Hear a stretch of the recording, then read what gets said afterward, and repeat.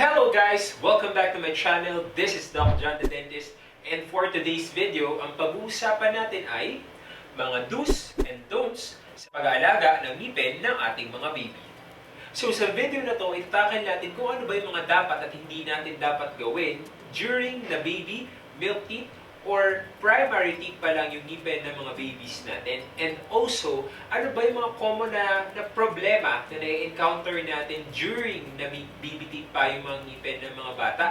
And last but not the least, bakit ba sobrang importante na maalagaan or ma-maintain natin na healthy at walang sira yung mga ngipin ng mga bata? So if you want to learn more, stay tuned and finish this video.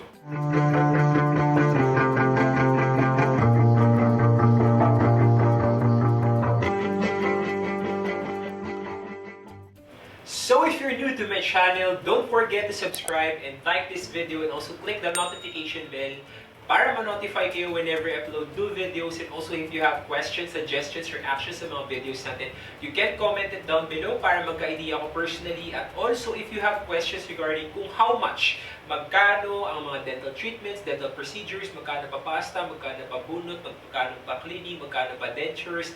Unfortunately po, hindi ko sila pwedeng sagutin dito sa YouTube dahil unethical po yun sa part ko. And also just to give respect na lang po sa mga kapwa ko dentista, iba ko pang mga colleagues, and iba pang mga dental professionals. So sana po maintindihan po natin yun and maraming salamat po.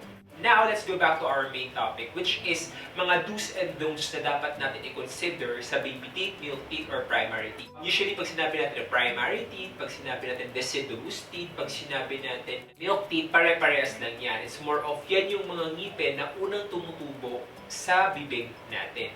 Alright? So, lahat tayo nagdaan with baby teeth. So, first, itakal muna natin ano ba yung unang ngipin na tutubo? Or kailan ba unang tinutubuan ng ngipin ng isang bata? So, most likely, from 6 months, okay, yan yung pinaka-first stage na nagkakaroon tayo ng tooth eruption. So, yung unang tumutubo is yung ating lower central incisor. So, ito yung ating lower central incisor.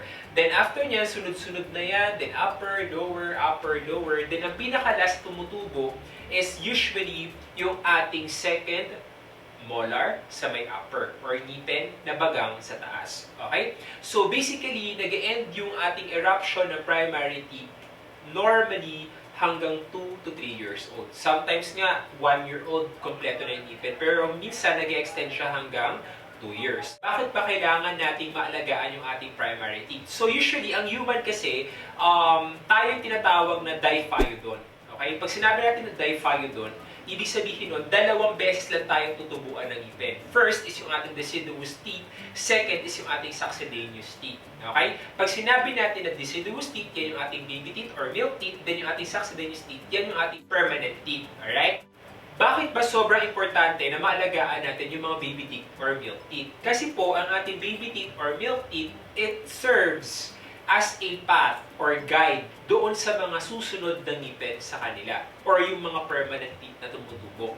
So, if ever na for example, yung ating baby teeth kasi hindi natin naalagaan at nagkaroon tayo ng early extraction, nabunutan ng ngipin dahil nabulok yung ngipin, nagkasira, then kinonsider natin ipabunot ng maaga pa lang, possible po kasi na maligaw yung mga susunod na ngipin and a tendency in the future magkaroon tayo ng tinatawag na malocclusion. Diyan na nagsisimula na bumaba yung vertical height or yung ating kagat. So, minsan nangyayari pag maagang na nasira or nabunutan ng ngipin yung ating mga baby teeth, ang nangyayari, nag-move yung mga ngipin ng sobra. Minsan, dyan na nag-start na magkaroon ng parang babalo na bite or nag-sobra naka-forward yung mga ngipin sa harapan or minsan naman sobrang atras yung mga ngipin sa baba or sa lower jaw. So, possibility of malocclusion, which is natitreat naman siya ng braces or ortho. Yun nga lang, kung hindi sana natin na-trigger or hindi sana natin nahadlangan or hindi natin nasira yung tamang formation and yung proper na pagkakasunod-sunod ng mga ngipin, naging maganda sanang result is wala tayong naging problem with malocclusion. So, very important na maalagaan natin yung primary tooth, specifically if kung gusto natin na magkaroon ng magandang smile yung ngipin ng ating mga anak in the future. So, paano ba natin aalagaan yung ngipin ng ating mga babies? Or sabihin na natin mga age from 6 months to 3 years old. Kasi dyan nagkakaroon, yan yung time frame kung saan nakatubo na lahat or tumutubo yung ating mga baby teeth. As much as possible, for oral hygiene, kahit wala pang ngipin yung mga anak natin or yung tinatawag pala natin ng mga gum pads pa lang, wala pang ngipin, kailangan na po natin ma-start na linisin ito. So usually, pwede po tayong gumamit ng gasa or clean cloth para malinis to, or white clean cloth para malinisan yung ating mga gums or yung gums ng ating mga anak, dahil para maiwasan na rin natin na nagkakaroon ng formation ng bacteria. Alright? Second, once na magkaroon na ng ngipin yung mga anak natin, basically, ang una natin gagawin is i-introduce na natin yung brushing. Bakit kailangan pag nagkangipin na introduce agad yung brushing? Hindi ba yung maduduwaldo or hindi ba yung masasaktan? Actually, no. Kasi the mere fact na nai-introduce na natin yung brushing sa mga anak natin, nasisimulan na. Ibig sabihin na nakakasanayan na nila yan eventually. Kasi kung i-introduce mo yung brushing sa kanila na medyo late na, ang nagiging tendency, nakakasanayan or nadadala na nila yan hanggang sa tumanda sila. So, ibig sabihin, if kung proper na natin supervise, kung monitor yung mga ngipin ng anak natin, habang padahan-dahan pa lang, most likely, pwedeng madala nila yan in the future at ma-practice nila yung good oral hygiene. Okay? So, next natin na check is yung ginagamit na toothpaste. Pagdating sa toothpaste, isa rin ito sa mga dapat natin i-consider dahil as much as possible, kailangan mayroong specific size or amount ng kasi toothpaste na dapat natin gamitin sa ngipin ng mga bata. So usually, pag 6 months to 3 years old ang bata, normally, gabahid lang. Or usually, smear lang siya. Kasi parang papahira nila siya, parang ganito. Okay? And usually naman, pag mga nasa 3 to 6 years old naman yung mga anak natin, normally, gamunggo or pea-size, parang ganito. So, as much as possible, bakit ba parang sobrang konti naman yan gusto ngipin ng anak ko, Dok? Usually kasi, ang mga bata, there is a tendency na lumunok kasi sila. So, kung medyo makapal or maraming ilalagay natin sa toothbrush nila, possibility malunok nila yung toothpaste, which is, ang nire-recommend din kasi natin for toothpaste is fluoridated. Ibig sabihin, may content na fluoride. The problem is, nabanggit ko na ito sa mga past videos ko, once na malunok kasi ng bata, or ma-ingest ng bata ang fluoridated na toothpaste, there's a possibility if pag sumobra yung or paulit-ulit na nalulunok yung toothpaste na may fluoride, possibilities pwedeng mag-reflect yan sa ngipin afterwards, and ang problem natin with that one is fluorosis. Fluorosis may lead to weaker teeth. Lahat ng sobra is nakakasama. So, pagka na-ingest or na-inom yung fluoridated na toothpaste or may fluoride na toothpaste, there's a big possibility na mag-end result yan with fluorosis, and hindi natin gugustuhin ito dahil pwede mag-weak yung ngipin ng ating mga anak.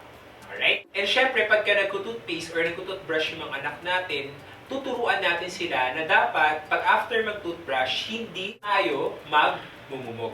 Okay? Spit, no rinse. Okay? Kailangan dudurain lang, hindi na magmumog. Kasi as much as possible, gusto nga natin yung content ng fluoride or yung iba pang content ng toothpaste natin is magstay at mababad sa ngipin ng mga anak natin to help na tumibay yung mga ngipin nila. So next natin on the list is yung diet ng mga bata. So as much as possible, kailangan ma-introduce na rin natin sa kanila na dapat iwasan kumain ng sobrang sweets or mga sugars dahil it can also lead to early tooth decays. So as much as possible, introduce din natin sa kanila yung pagkain ng gulay, ng prutas, and also, as much as possible, kailangan maraming intake ng water. And lots of water can really help, or plenty of water can really help, para continuous na nag-flow yung saliva sa loob ng bibig. Next on the list is yung pag-inom ng gatas. So as much as possible, sa pag-inom ng gatas, isa to sa mga common na na-encounter natin or na-encounter ko sa clinic na nagiging problem dahil may mga parents kasi na hinahayaan nila yung mga anak nila na umiinom ng gatas gamit ang nursing bottle na formula milk. Kasi usually, ang mga formula milk kasi, kahit sabihin natin na wala nakasulat na sugar yan sa mga ingredients niyan, meron at meron nakalagay dyan na nagkukos ng dental caries. And ang tawag natin doon is nursing battle caries. So kaya papansinin nyo, parang sobrang daming sira ng ngipin ng anak ninyo, nagdededela naman siya ng milk, hindi naman siya nag-sugar, hindi naman nag-chocolate, or hindi naman kumakain ng kahit ano na sweets, pero more on milk lang naman, Dok, yung iniinom niya bago matulog. Which is, ang problem kasi natin, nabababad kasi yung gatas sa bibig. Okay lang kung breast milk yung iniinom ng ating mga anak, but the problem is, if kung formula milk yung iniinom nila bago matulog at hindi ito natatanggal or hindi na wash out, there's a big possibility na magkaroon ng bulok or sira or tooth decay yung mga ngipin ng mga anak natin. Which is, as much as possible, isa to sa mga common practice na kailangan talaga natin iwasan, especially here in the Philippines. As much as possible, pag may ngipin na ang mga bata, pwede nyo na po silang dalhin sa dentista.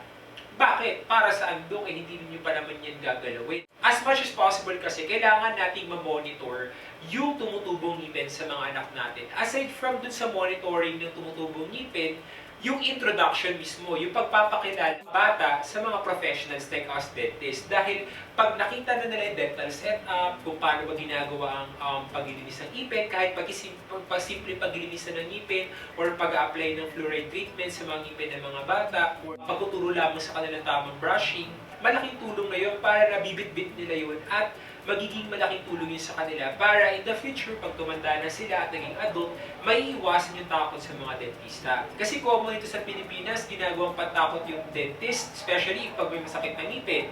As much as possible din, isa sa mga iiwasan din natin is yung dadalhin niyo yung anak niyo sa dentista if pag may masakit lang ng ngipin. Pagka pupunta pa sa clinic, sasabihin, lagot ka kayo kasi injectionan ka. Lagot ka kayo kasi bubunutan ka, masakit yan. Pag hindi ka sumama sa akin, papabunutan kita. So nagiging tendency, nagkikreate tayo ng fear or takot sa mga bata. So at early age, kailangan na natin ituro na dapat nag-visit tayo ng dentist and as much as possible, papaalagaan natin yung mga ngipin natin sa mga dental professionals.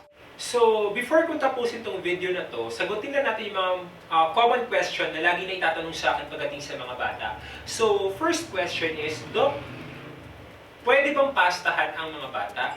The answer with that is yes. Pwede po natin pastahan ng mga bata, especially pag may mga early signs of dental caries or tooth decay. So, usually, ang ginagamit natin na pampasta sa bata, if kung hindi yung normal composite, pwede tayong gumamit ng tawag na glass ionomer or GIs. So, basically, ano ba ang good thing with GI or glass ionomer? Meron po kasi itong property na mag-release ng fluoride. So, malaking tulong siya para mapatibay yung mga ngipin na nag-undergo ng pasta. Dok, paano pag sumakit yung ngipin ng anak ko? Ano ba magandang gawin? So, usually, ino-offer natin na treatment. Sabi ko nga sa inyo, it's more of kailangan kasi natin ma-preserve yung mga primary tooth or binibitik ng mga bata. And isa sa mga iniiwasan natin na treatment option is bunot or pagtatanggal ng ngipin. Yun nga lang, may mga scenarios or extent kasi na talagang as much as possible, kailangan natin tanggalin yung ngipin dahil nagkaroon na ng presence ng infection or nana, which can lead na magkaroon ng problema or maapektuhan yung susunod na tubo ng ngipin. Dahil nga infection, commonly sa ilalim siya ng bibitik and yung patubo ng ngipin na susunod ang na-expose doon sa acid ng infection sa ilalim, which is kaya minsan, or after pag-inom ng antibiotics, kailangan natin bunutin yung ngipin. Pero if kung starting caries pa lang or sumasakit pa lang yung ngipin, tapos medyo malalim yung sira or butas ng ngipin, normally, ang in-offer natin is yung root canal for kids or root canal for sa mga bata. Ay natawag natin is pulpotomy.